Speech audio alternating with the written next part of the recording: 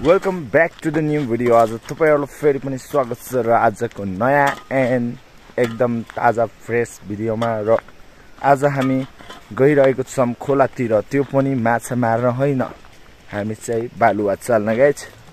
So अब चाहिँ हामी टक्क लाएर बालुवा चाल्न जानुपर्ने हुन्छ, किनकि घरमा चाहिँ अलिकति बालुवा चाहिएको छ, त्यसको लागि जाँदैछौं गाइज।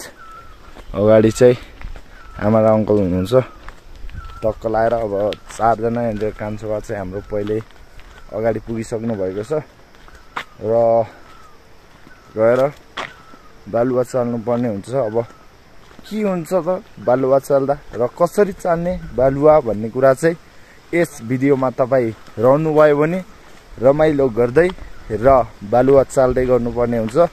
धेरै दिनपछि बनेको यो भिडियो र आज फेरि नयाँ ओहो चाल्नु अहिले अन्टी आधाखेर लिनुहुन्छ। म जाने हो, यो बिर्सिने कामले गर्दाखेरि बढ्दो उमेरले गर्दाखेरि थोरै समस्या आइपुग्यो गाइस। फेरि घर जानु पर्ने भयो, तल आइसकेको मान्छे, तर पनि म खासै दुःख नमानिकन गए त घर जा। यो कुकुर चाहिँ एकदम गाउँमा डुलेर हैरान गर्न थाल्यो। यो पनि बढ्दो उमेरमा बैशाको शिकार हुँदैछ साला। छिटो जा, घर जा, घर जा।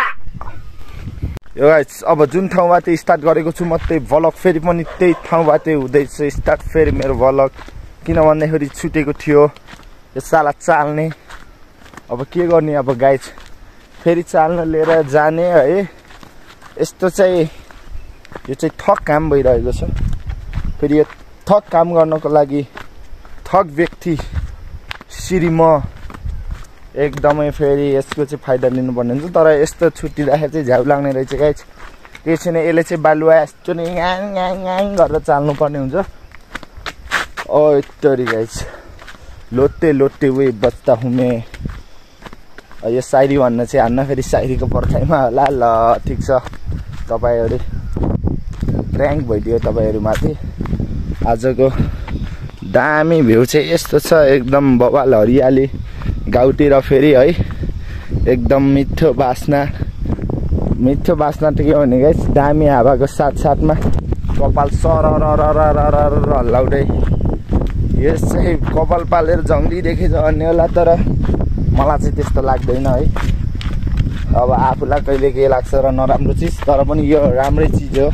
कपाल पाल्नु पनि एउटा है, अब कसैको सोख हो गाइस। सोख भनौँ न, सोख होइन, सोख हो यो गाइस।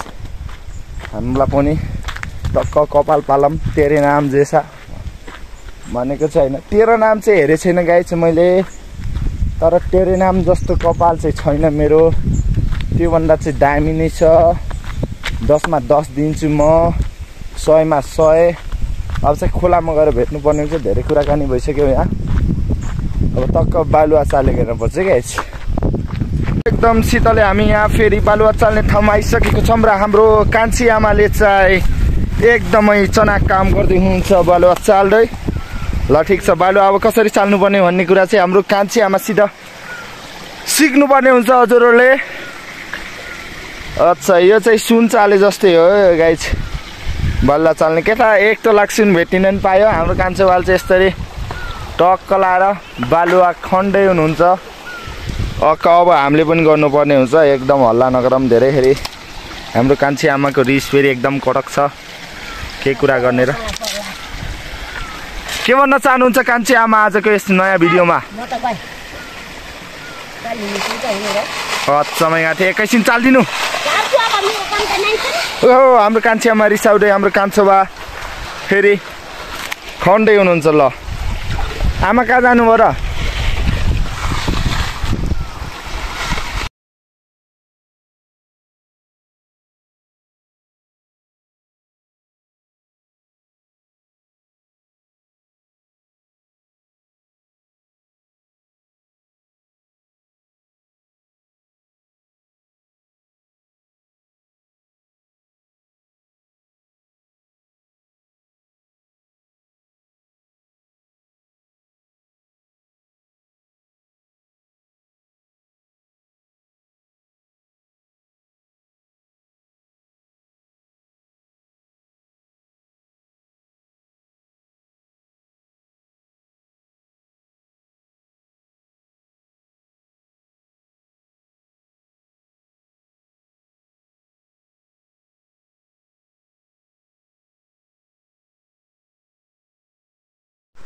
ल गाइस अब टक्क लाएर जति पनि देख्नुभयो अब काम त धेरै जग्गा गऱ्यो तर पनि अब जानुपर्ने हुन्छ यो सिथा लाएर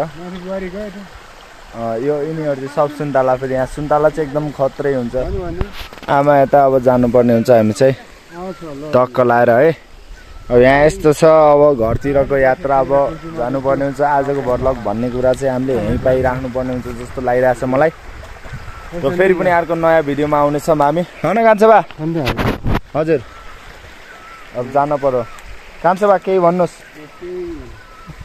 केही नभन्ने रे गाइस केही नभन्ने ले ठिक छ अब चाहिँ जानुपर्ने हुन्छ है गाइस टक्क लाएर चल्दिने है अब गाइस ल हामी चाहिँ गएको यो बोकेर बालुवा चाहिँ यहाँ थोरै हामीले राख्यौँ उता चाहिँ माथि एकदमै बालुवाहरू त्यहाँ छान्न छ यो चाहिँ छानेको बालुवा त्यहाँ त्यति चाहिँ यो गिटी सलाद छान्न यार काम भन्ने कुरा यस्तै हो गाइस है गरेर खाने नसकिने खाएर गर्न नसकिने यस्तो छ ल आज चाहिँ यति धेरै नै भयो आज कुराकानी जस्टिल गाइस अब फेरि नेक्स्ट भ्लगमा मजाले नयाँ कन्टेन्ट लिएर आउनुपर्ने हुन्छ नयाँ कन्टेन्ट अब त्यस्तै हो गाइस जस्तो भन्छु त्यस्तै है ल ठिक छ guys thank for watching this video धन्यवाद।